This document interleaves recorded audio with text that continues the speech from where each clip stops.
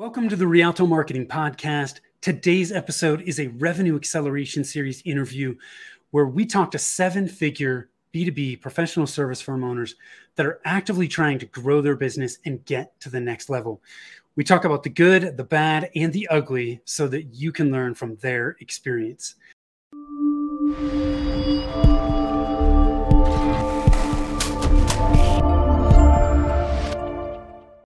Hi, I am Tim Fitzpatrick with Rialto Marketing, where we believe you must remove your revenue roadblocks to accelerate growth, and marketing shouldn't be difficult. Thank you so much for taking the time to tune in. I'm really excited to have Dan Hughes from Whittage Consulting with me today. Dan, welcome, and thanks for being here. Oh, thanks for having me, Tim. Appreciate it. Yes, I'm excited to dig into this with you. Before we do that, I want to ask you some rapid fire questions if you're ready to jump in with both feet. I'm ready. Okay. So very quickly, what do you do and how long have you been doing it? I own a company that does information technology, strategy, and architecture. So basically helps large, complex organizations get their computer systems and applications to bring them better value, help them do more business or save more money. I've been doing it for 20 years, although launched Whittage about 6 years ago. So I've been doing it for myself for 6 years. Prior to that, that's what I did for my career. Okay. What's the most important lesson you've learned in running your business? I'm very big on just raw, kind of transparent honesty in all my dealings. And I think it's probably the most, for me, it reduces stress a ton to have that be the way you approach things. And I think it's been a real contributor to the success of my business. Do you find that with just raw, transparent honesty that you attract clients that also appreciate that as well? Yeah, 100%, right? It helps you find people that approach things the same way you do, and you like working and interacting with them. Yeah, absolutely. And employees as well. It's how I find, it's the same that direction also. Yeah, I love that because it's I could see, some people don't want to hear the raw, transparent truth. Right. But well, I didn't say, Tim, I didn't say rude, transparent honesty. Yes. It's just transparent honesty. So growing a business is hard. Half your business was prior to the pandemic, and then half, you were kind of in the pandemic. When you've hit, those roadblocks, those tough times, do you have any kind of mantra or saying that you say to yourself or you share with your team to help push through those times?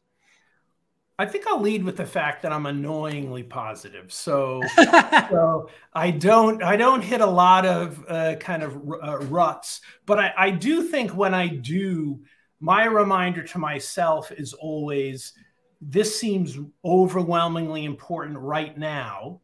Yeah. But I don't know, in 5 years, although as I get older, it's probably sooner, right? Like, I don't remember what was happening today, right? Like, it feels important and problematic right now. 5 years down the line, I'm not even gonna remember what it was, let alone it have been that important to worry about, I guess, and to be bummed out about it. So yeah, I like that. Annoyingly positive. What sets Whittage apart from your competitors? I think it's a couple things. So one of them is we specialize in a space where not a lot of companies specialize. So a lot of IT services companies, architecture is kind of a piece of what they do. And oftentimes it's to lead to more work. They do the architecture so that they can provide the development services, or so that they can sell something, associated with it. We focus specifically and only on that architecture. So kind of the design aspect of what you're doing with your systems and your computers. And so since it's the only thing we do, we're able to really specialize at it, get very good at it, lots of repetitive processes. And so I think that helps us because it's the only thing we do. It hurts us in that sometimes we don't, get some of the business a competitor might because someone's looking for a wider offer. But I think, for us, I think it's a competitive advantage. It's interesting you say that. because I guess one way to look at it is, yeah, we lost that business because we don't have a wide breadth. But I'm also guessing that there's projects you get because you specialize. And my guess is you win a lot more projects than you lose because you're a specialist. I think that's right. And part of it is, honestly, it's a little bit my obsession, what we do, right? Like, I love what we do. And so part of it of focusing on it is it's what I enjoy doing. It's what, I think we've carved out a space doing. And so I agree. Like, I didn't at all mean I wish we did something different. I like that it's just our core specialty. Yeah. Well, when you specialize and go narrow, that's one of the things that's going to happen. Yeah. I think more people choose not to do that because they're afraid they're going to lose business. Mm-hmm. When in reality, I think when you focus and you specialize, you win a lot more business because of that. And, the IT cyber managed service provider space, this is not, just an issue in the IT space, but there are so many IT providers that just look the same. There's no differentiation. I use this all the time. Hey, pull up your nearest 5 competitor websites and pull the logos off. They all say the same variation of the same thing. And when that happens, you're not different. You're seen as the same, and you are always going to compete on price. And so, one of the ways to differentiate is to specialize, which you have done, right? You've gone super narrow. You can specialize in the service. You can specialize in the market, the problem you solve. There's so many different ways to really niche, but in any form you do it, it's going to help differentiate you and make you an obvious choice for the ideal clients that you intend to work with. So, and I think the space, so we specialize on the service to the point you just made. We specialize on the service, but not the industry. We target a wide range of industries. It's easier, of course, to sell into an industry where we have prior experience, but oftentimes we can stretch into a new industry based on that core kind of offer we have. Yes. I also think it helps with hiring because you become very, very good at knowing what works well for your company. Like I can, in a short conversation, figure out, hey, is someone a potential match or not? Because I know exactly what I'm looking for. And it's because we do kind of a specialty thing. Well, it's interesting that you bring that up too, Dan, because from a marketing standpoint, we always talk about the narrower your service offering, the narrower the problem you solve, the wider the market you can serve. The wider the service and the problem, the narrower you really need to go with the offering. Now, even with a super narrow offering, you could still go narrow with the market if you wanted to, right? But you can get away with a little bit more because you're so narrow in your offering.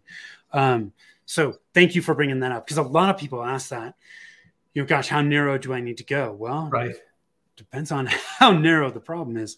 Well, and I wish I could say it was some Machiavellian strategy. It's just sort of where I ended up, and I'm very happy with it. But it wasn't necessarily thoughtful or planned. Yeah. Well, you have experience there. You're good at it. You enjoy it. Yeah. And there's a demand for it. So, and I don't know, do you find that, do other IT consultants and MSPs bring you into projects because you're so narrow, or does that not happen as much? Sometimes not as often.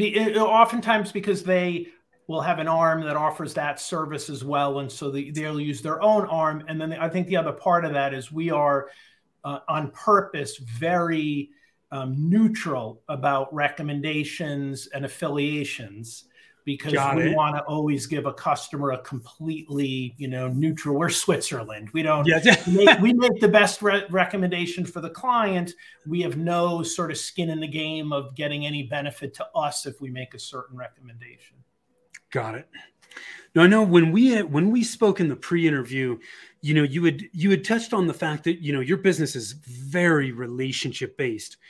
How do you go about establishing and maintaining, retaining those real relationships?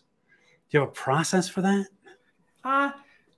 Not really. I would say not really. And this is going to sound awful, right? And because I should, but part of me feels like if I have too much of a process, is it a real relationship anymore? Or am I kind of working the relationship? So I have sort of your standard processes, and I have a CRM, right, where I track who the people are that I'm keeping in touch with. But I think, my process for the most part is I enjoy relationships with people. Yeah. And I think if there's any element of my process, it's that I never sell, because all the people I'm talking to, I just make sure people know what I do.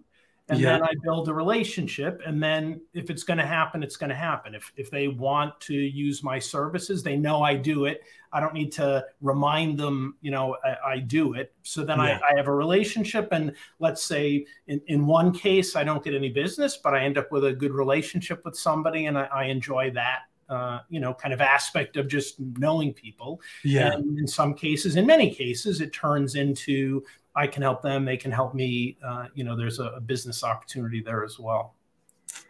Do you give relationships a certain period of time to see where they go and then make a decision as to where that relationship should go? Do you ever think about that as part of your process? I think it may be just the, organically in that, that we talked about that, like honesty and, find it and how it works for you. Find other people who think and are, I guess, looking for the same thing you are in a relationship.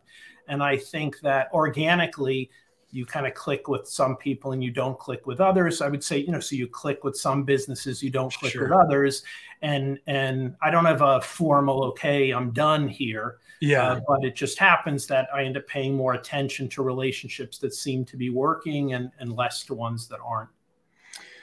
And through your CRM's ensuring that you're keeping in touch with people on a semi-regular basis. That I'm not accidentally, because I'm so busy forgetting that I haven't talked to someone in a while. Do you take in building relationships? Are you focused a lot on the business side of it, or do you take the time to learn more about them personally? Yeah, I think so. As I said, kind of like I like personal relationships, and so I don't focus a lot on the business side. I focus on getting to know somebody and learning about them. And, the kind of people I'm clicking with also want to get to know me and learn about me. And then, as I said, the level of the business is maybe so that they know I have a business and what we do. And if someone's interested and asks more, we talk more about it. Yeah. There's a couple things coming to mind here as we dig into this.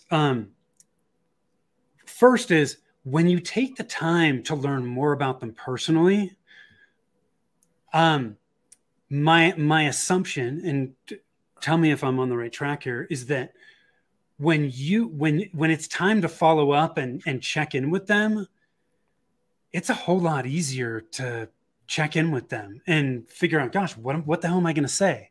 Well, gee, I know that they have 2 kids and their kids are both playing soccer, and you're not looking for things to check in about. Do you find that to be the case? Oh, absolutely. In fact, I don't like that sort of awkward kind of relationship. I don't like, where you're like, oh, what am I going to say? How am I going to, I actually do think earlier in my career, I can even pick out a couple that make me cringe when I think about them now. Where I sort of was in more of I'm going to sell role, and I'd go into a meeting, and instead of having a conversation, I'd have my deck that I was going to take them through. And okay, now we've got to go through my deck. And I left one thinking that was awful because they just wanted to talk, and I insisted on taking them through this my vision of what I wanted to tell them. Yeah. And it was, and I think about it now, and it still makes me uncomfortable, that particular, sort of conversation. So absolutely. Like if you have these, I call them like a real relationship with somebody. Yes. You're just kind of catching up on whatever, because you're enjoying the engagement, the conversation, with somebody. There's this strange, one important thing I think is I'm not in a business yet anyway, right, where I'm having to kind of cold call leads or, my business is through networks or relationships that extend to other relationships or introductions that are made. So I know that colors some of what I'm saying, but I think it ends up being these, just real conversations about things. Yeah. Yeah. It's, I like how you talk about real relationships. I just interviewed April Brum a few weeks ago about creating genuine connection, right? And she was touching on a lot of these things that you're touching on, just taking the time to get to know people so that you can actually just follow up and reconnect with them in ways outside of just business, right? And actually show them that you listen, right? That's what I think helps create that connection is, gosh, Dan listened when I was talking last time, and he remembered that I told him about that. That shows that you care. It shows that you're interested, and that helps build those relationships. So I love that. Because look, I'll be honest, that is not a strong suit of mine. I'm working on it. But I default so much to the business side of it. I need to do a better job of the personal side of it. And you and April are reminding me of that. So thank you. Well, I think part for me, a lot of it is whether timing is a huge factor in when someone could use my business's support. Right. Yeah. Either there's a problem they're facing that they need help for it, or some large new thing is being invested in and they want to make sure it's done right. So it doesn't even help to pitch. Yes. It's just kind of if I have relationships with somebody and they know I'm here if they need us, and then the right opportunity comes where, oh, wait a minute, I need help. Oh, you know what? I know somebody who can, I know somebody who does this or can help with this. I think that's, sort of a better approach, I guess, for me than trying to pitch people on, why they haven't realized they need me yet. Right. Yeah. Well, one of the things that you are pretty darn consistent about with your marketing is sharing content on LinkedIn. Which a lot of people struggle with. And I know that this is a lot of work because I do it as well. Do you have a process that you use to share your content on LinkedIn? How are you consistent with it? Yeah. Well, first, lest I come off like I'm trying to be a hero, you caught me at a good time. Yeah. Like there are certainly times where I have not been as consistent, even though I've wanted to be. So, I would say it's a lot of work, and I've tried a lot, and come back to, I really need to create my own content is where I ended up landing to get the tone right I want on it.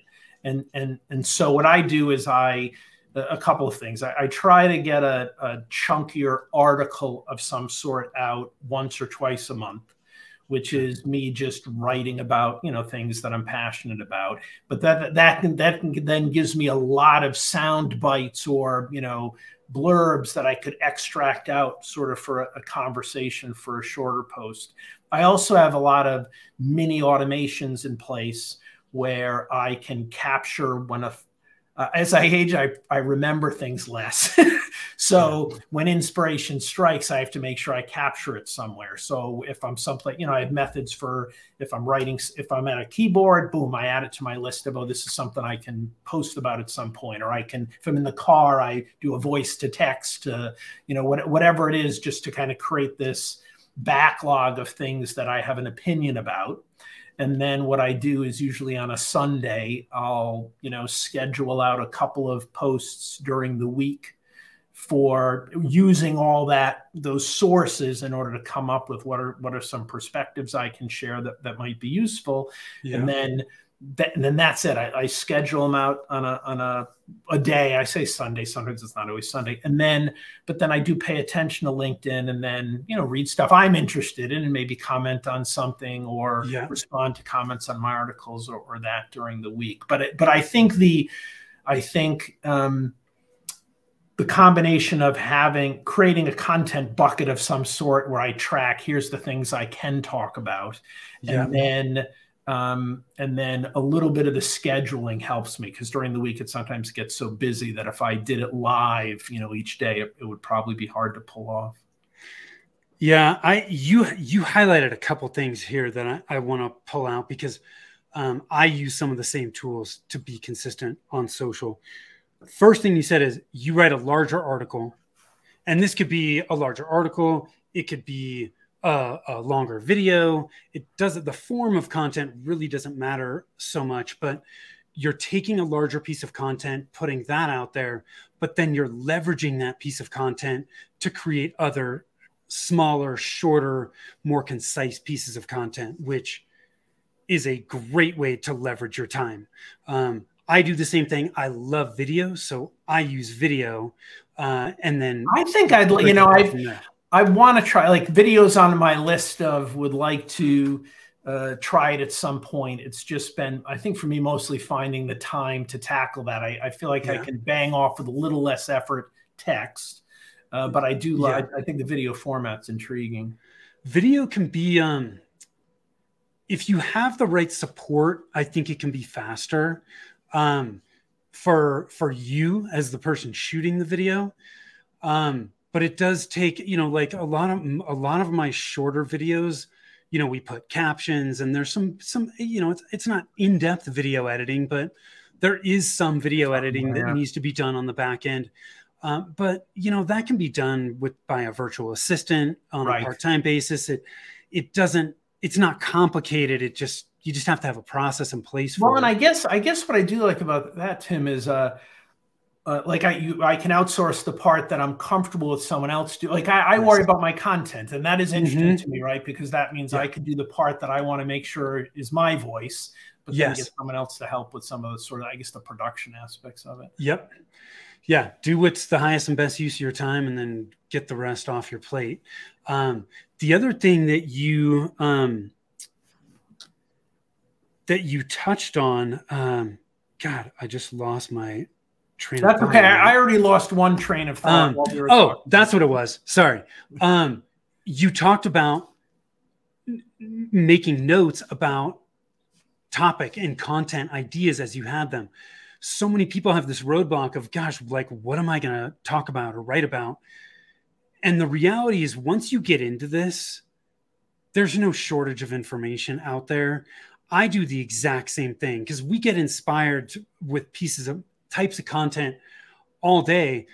The problem is a lot of us don't have a place to actually put that, so for you've got your collection bins. I've got note-taking software. I put it in there. If I'm in the car, I've just got a voice recorder app, and I'll just say it in there, and then I'll get back to it later. But the bottom line is, we both have places where we can catalog that information and come back to it when we're at a point where we're going to create content. And if you do that, you will never have a shortage of things to talk about. Yeah, I do think that was actually big when I started doing that.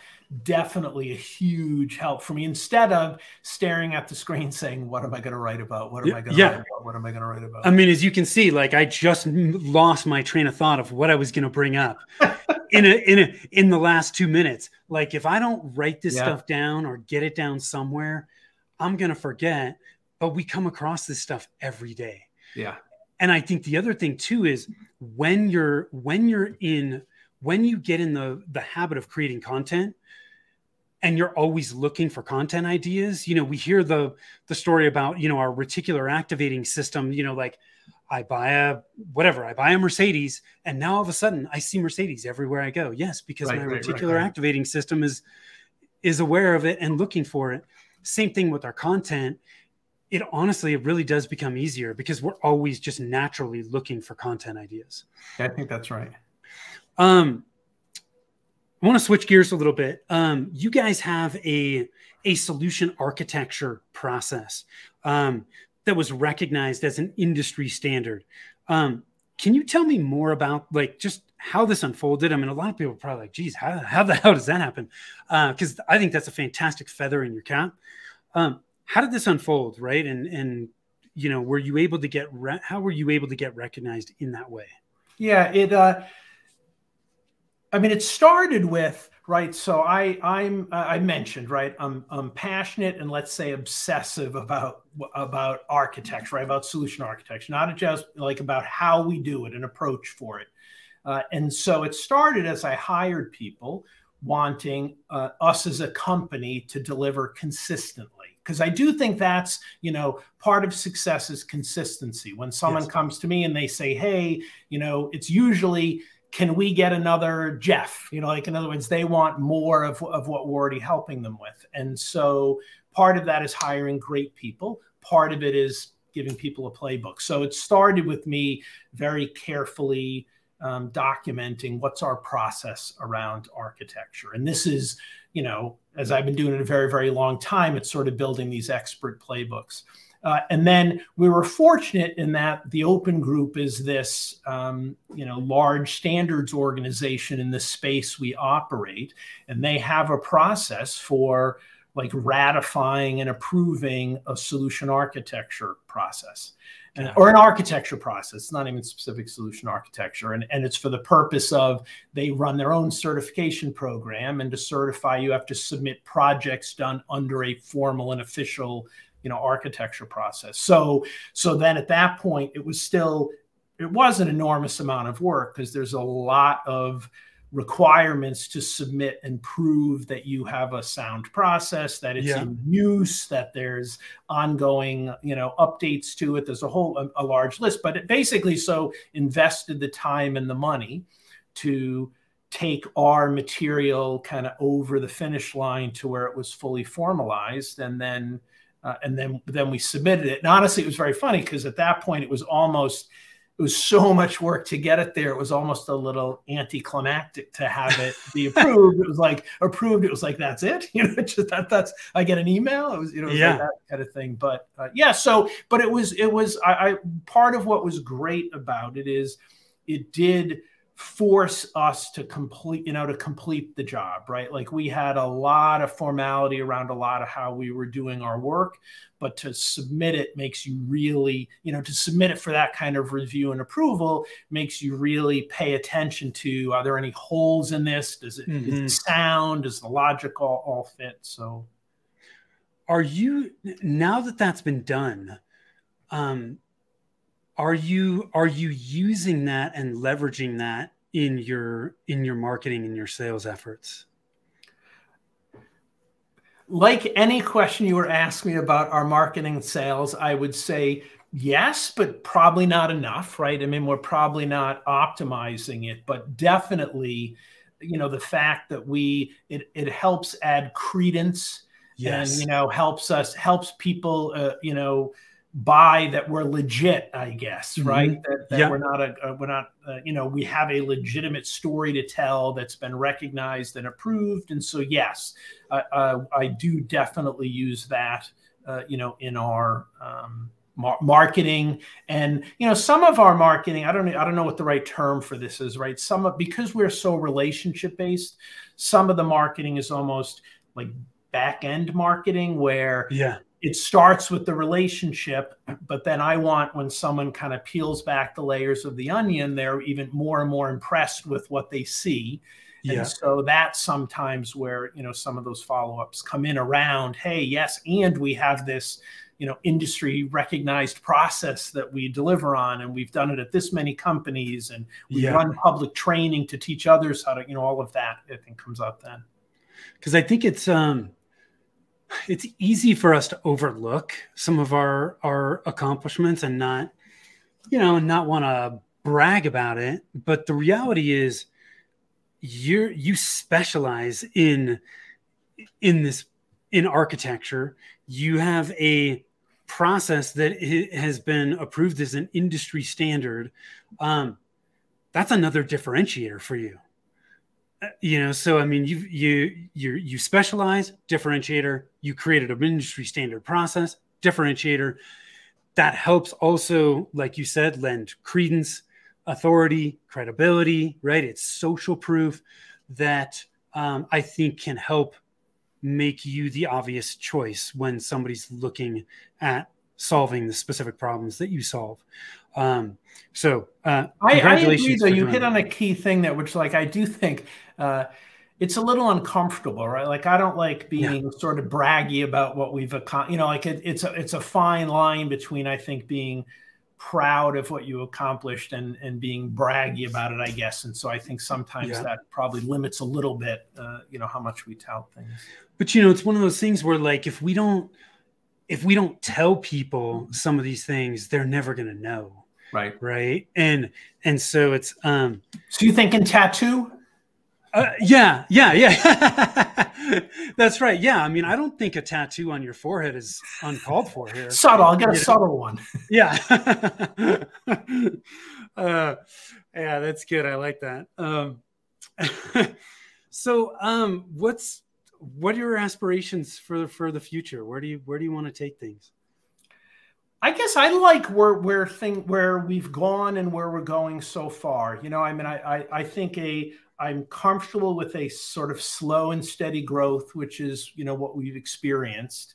And I'm kind of happy with the direction we're going. And so I would say, more of the same. I think we're trying to grow our, let's say, public training offer, meaning help, individuals or companies that aren't actually our clients, but want to just send some of their solution architects to get trained. That's an area of the business I'm hoping to grow. And I'm hoping that we're, continue to help clients like the ones we have now with the, our core service, which is kind of that solution architecture and enterprise architecture services arm. It's interesting, solution architecture training could be a really awesome way to just leverage more of your time, right? Whether it's through courses, through a combination of course and group coaching. It's just I think that's a very interesting way to branch out and leverage a lot of time and have it be highly profitable. So, yeah, no, I love it. I like the idea a lot of sort of a product, right? I mean, right now we're I think probably like a lot of services business, we're very time and materials, almost like hourly based. And the only way we make more money is kind of to work more, to work harder. So I like the idea of a product. Yeah. And I mean, is there really, are there a lot of resources currently out there for people that want to get better at solution architecture? It's sort of like, like earlier when we were talking about competitors, I'm a little challenged to find a lot of competitors that do exactly what we do. It isn't a full space. I think there are other, solution architecture offers, but not many. And I think not, I also think not to the level of precision we are. Like we have this, very refined, but also almost prescriptive process and playbook that I'm confident can help someone be successful at doing, solution architecture. And so I don't think there's much of that out there now. Yeah. Yeah. So there's a lot of opportunity. Yeah. Fingers crossed. Let's hope. Yes, that's right. This has been a fantastic conversation, Dan. I really appreciate it. I want to ask you one more thing before we start wrapping things up, and that's knowing what you know now. Is there anything you would do differently? I think the only thing I would maybe have done different is start on my own sooner. And like I've been really excited and happy at the way it's gone since I did start Wittedge. And I do question, hey, maybe I should have done that sooner. Now it's a balance because I built Wittedge on an expertise that I built over a career. But I think that would be it. I really don't have any big, I would do this different in terms of how I launched or ran the business. I think maybe just trust myself a little sooner, right? It's a very scary move to make, I think. And so not I think it is. And so I think if I had maybe trusted my own capabilities sooner, I think that would have been something I would have done. I think a lot of people experience that. So I appreciate you sharing it, because it's especially people that are coming from corporate or, used to working for somebody else and they're branching out, doing their own thing. That can be a really scary thing. And you don't know what you don't know. Right. Right. And I think sometimes what's hard, right, is the only way I can say it is like things are good enough, right? Like it's right. You're safe, you're happy, you're like things are good enough, so you're scared to monkey with that, which I think makes it extra hard to make that leap. I interviewed a guy, and I can't remember his name. It was 2 or 3 years ago, who talked about complacency being the killer of success, right? And us getting too comfortable. Oh, this is cranking, everything's working. And it's when we get complacent is when things fly under the radar and things go off the rails. So complacency is not a good thing. Yeah, I think that resonates. Yeah. Dan, where can people learn more about you if they want to connect with you?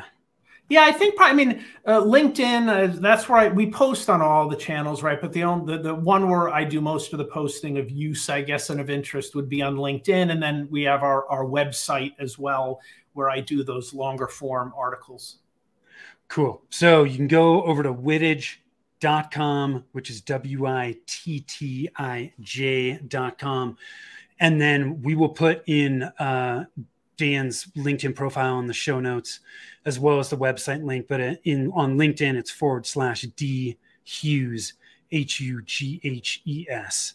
So go check him out. Connect with Dan. Dan, thank you so much for taking the time. I really appreciate it. This has been a fantastic conversation. Those of you I would say thank you for having me. I enjoy talking about this. As beyond I like talking about the business as well as the solution architecture. So yes, thanks for having me. I really appreciate it. You shared a lot of good things that I think people can learn from on their journey and implement to help accelerate growth. We've been talking all about growth and accelerating growth. If you want to know which of the 9 revenue roadblocks are slowing down your growth, you can find that out at revenueroadblockscorecard.com. Takes less than 5 minutes to get your customized report there. You can also always connect with us over at rialtomarketing.com, which is RIALTO marketing.com. So Dan, thank you again. Those watching, listening, thank you. Until next time, take care. Thanks, Tim. Talk to you later.